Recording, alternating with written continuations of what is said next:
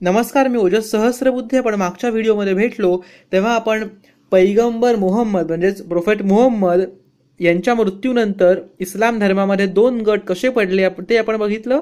आणि या व्हिडिओमध्ये आपण बघणार आहोत की जगातले मोठे देश हा सुन्नी आणि शियामधली भांडणं वापरून, यांच्यातली दुश्मनी, यांच्यातले फरक वापरून कसे खेळ खेळतात आणि त्यांनी आपला प्रभाव वाढवण्याचा प्रयत्न कसा करतात. तर आज मी 28 जुलै 2015 हा व्हिडिओ तयार करतो आहे. तर आपण बघूयात आज इराण आणि सौदी अरेबियाकडे.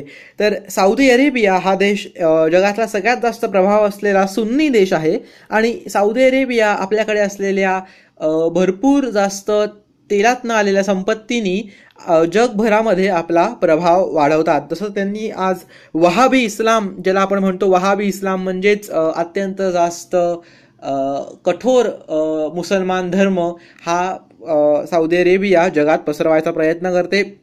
त्यांनीच तालिबान, अल कायदा आणि मोठ्या मोठ्या सगळ्या आतंकवादी संघटनांना सौदी अरेबियाच्या लोकांकडनं पैसा पुरवला जातो, कारण की ते सौदी अरेबियाचा सुन्नी इस्लाम हा धर्म पुढे नेतात. तसंच आपण एका प्रकारे बघू शकतो की सौदी अरेबियाने भरपूर जास्त पैसा जगामध्ये ओतून आपली भाषा आणि आपली संस्कृती सुद्धा पसरवण्याचा प्रयत्न केला आहे. म्हणूनच आज भारत देशामध्ये सुद्धा कित्येक मुसलमान अरबी भाषा शिकतात. खरं तर त्यांना अरबी भाषा शिकायची तशी काहीच गरज नाहीये, पण आज ते अरबी भाषा शिकतात कारण की सौदी अरेबियाने अरबी असणं आणि मुसलमान असणं हे सारखं आहे असा सगळ्यांना पटवून द्यायचा भरपूर प्रयत्न केला आहे. तसंच जर का आपण आज इराणकडे बघितलं तर इराणवरती इतकी वर्ष भरपूर जास्त आंतरराष्ट्रीय बंधनं होती व्यापारामध्ये, त्यांच्यावरती इंटरनॅशनल सँक्शन्स होते, तरी म्हणून इराणला भरपूर काही आपला प्रभाव वाढवता आला नाही तसा.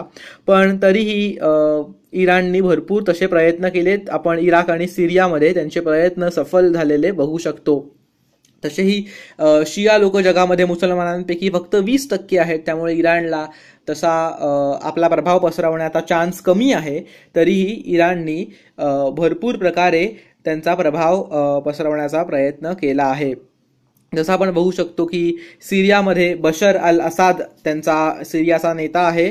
हा बशर अल असाद, इथे त्याचं छायाचित्र, हा स्वतः शिया आहे, पण सिरिया हा जो देश आहे तो सुन्नी लोक जास्त सिरियामध्ये, तरीही हा शिया नेता त्यांचा तिकडे टिकून आहे कारण की त्याला इराणचा भरपूर जास्त पाठिंबा आहे. तर आता आपण एक छायाचित्र बघूयात, त्यांनी आपल्याला कळेल की जगामध्ये सुन्नी लोक आणि शिया लोक किती आहेत. तर जेवढा जास्त नारंगी रंग तेवढे जास्त तिकडे सुन्नी लोक आहेत. तर आपण इजिप्तमध्ये, इथे सौदी अरेबियामध्ये जवळजवळ 90% लोक, 80 ते 100% मध्ये लोक सुन्नी आहेत हे बघू शकतो. इराण हा इथे फक्त 5 ते 20% लोक सुन्नी आहेत, बाकी सगळे शिया लोक आहेत. जसं सिरियामध्ये जास्त सुन्नी आहेत, इराकमध्ये जास्त शिया आहेत आणि इथे येमेनमध्ये सुद्धा शिया आणि सुन्नी साधारण सारखे आहेत असं आपल्याला दिसून येऊ शकतं. तर आता आपण थोडासा इतिहास बघूयात. जेव्हा इराक आणि इराणमध्ये युद्ध झालं होतं 1980 ते 1988 साली, 1987 सालपर्यंत हे युद्ध चाललं, त्या युद्धाबद्दल आपण थोडीशी माहिती घेऊयात.